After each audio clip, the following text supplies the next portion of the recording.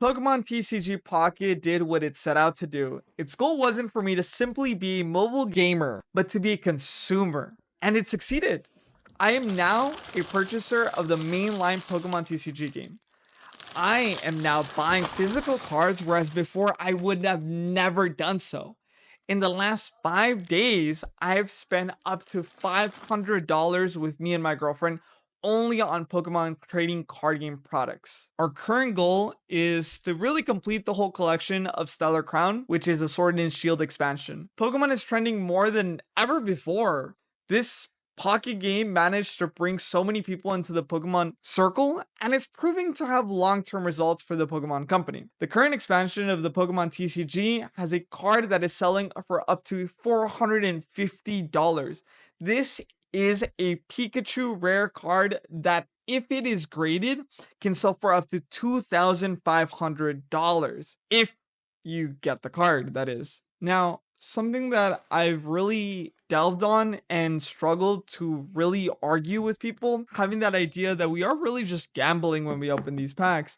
And now I'm no stranger to this. I have at fault lost $1,500 to some gambling that I did this year, and I'm not really proud of it. I had to tell my girlfriend and I had a lot of shame about it. And I think Pokemon in its own way allows you to be legally gambling. It's a little tricky. It's a tricky slope whether you feel comfortable opening these booster boxes or booster packs as well. And I think it's always going to be very complicated and a slippery slope as to where we're headed. When I'm buying packs on the mobile TCG Pocket game, it feels really bad to not get a physical product. And it feels even worse when you buy this in-game product that is never really gonna be worth anything. And a lot of people on the subreddit completely agree with me.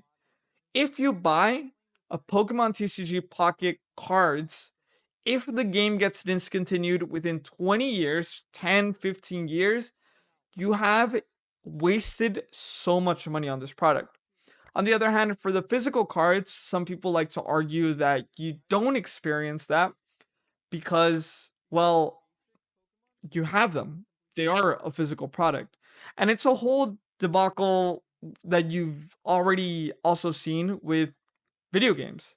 As big gamers, because we're playing Pokemon TCG Pocket, we can easily say the idea of owning the game is more important than the idea of renting it or leasing it or having a coupon to play the game. And been a huge argument with Steam about it. They won. They really did. Pokemon really won, and that doesn't mean I'm gonna completely stop purchasing a product. I'm gonna stop buying TCG. I'm gonna say don't go out and buy some. That's not the argument. The argument is that Pokemon TCG Pocket is a gateway into joining the community of what Pokemon TCG is. I'm a very big competitor. I love being competitive in games, and after I've invested enough time in Pokemon TCG Pocket, I said, okay, let me just play the mainline game. Let me just go play Pokemon TCG Live. And it's working. It really is. It's doing what it set out to do. It's going to push us to delve into becoming more Pokemon fans. The amount of money that Pokemon company is making from us buying these trading cards is a lot. At the end of the day, these are pieces of cardboard. They really are. It's a shiny piece of cardboard. And there's no shame in admitting that, and there's no shame in saying that, hey, I want to spend $400 on this shiny piece of cardboard. At the end of the day, it's a rare piece of cardboard. And not everybody has that cardboard piece, and other people want it. You want to make money? You sell people this piece of cardboard. There's no dissuading that. And I'm one of those people that is purchasing these cards. I'm going to purchase individual cards because I'm trying to collect a full set. I'm going to collect these cardboard pieces, these Pokemon cards, because I want to play the TCG physical game. There's a tournament happening here in San Antonio, and I can't even go, even though it's next month, because it's sold out. The game is so popular right now. Everybody wants to play right now. Everybody is excited to be a part of this Pokemon trend, and right now more than ever I keep seeing these YouTubers post about get in now, buy now, sell now, whatnot. And I think they don't realize that Pokemon TCG Pocket is enabling a lot of this. It's a gateway. And that's what Pokemon TCG Pocket is for me and what it will be for a lot of people. It's great for us that do enjoy Pokemon and have been big fans of Pokemon.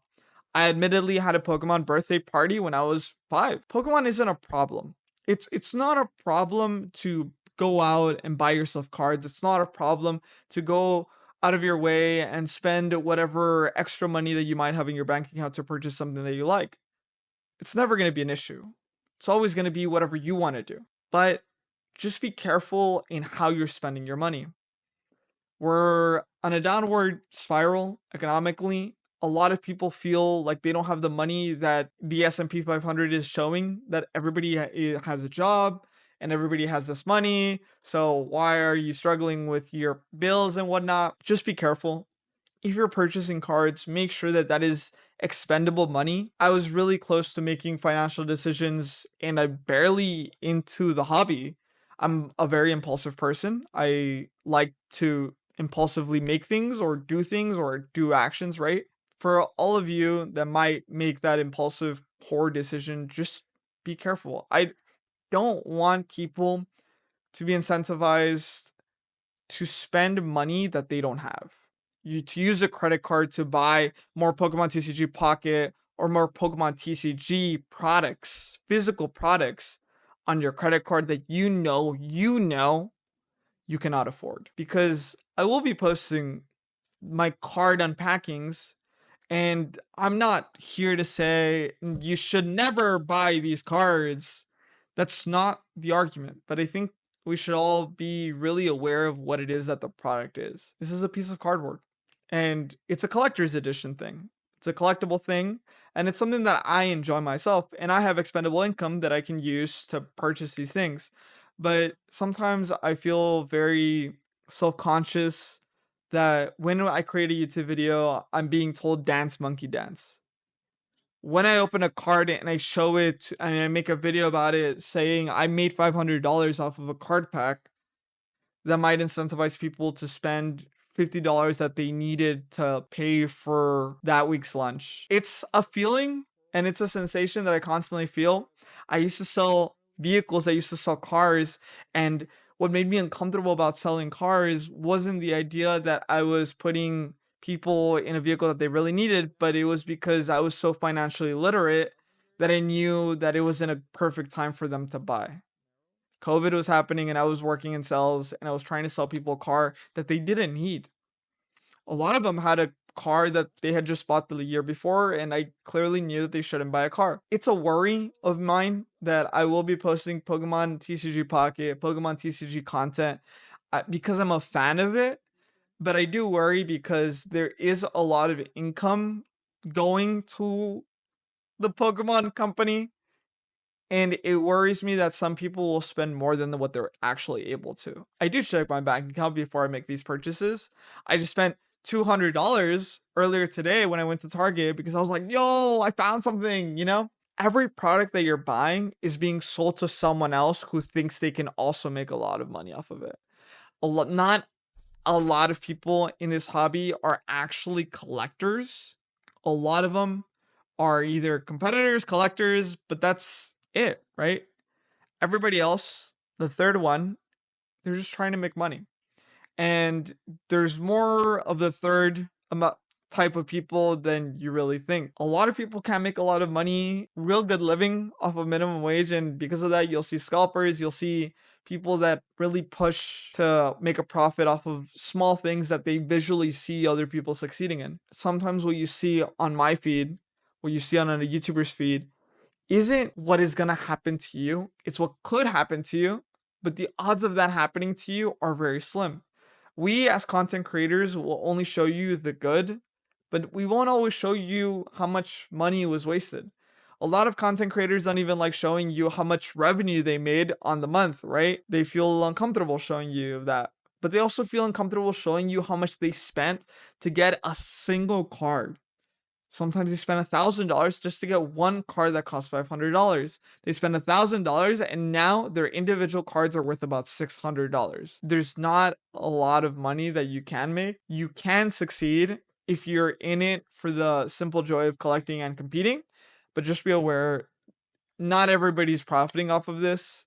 Very few people are going to be capable or savvy enough to do so. And sometimes it's not you. Sometimes it's not me. Can admittedly say I'm not gonna be one of those people that is gonna make buttloads of money. At least I don't think so as of this moment.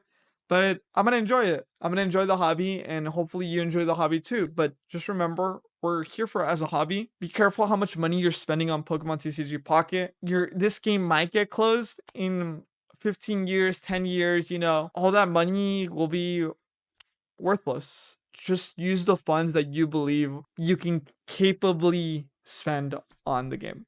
Other than that, thank you for watching, and hopefully you guys have a pleasant day.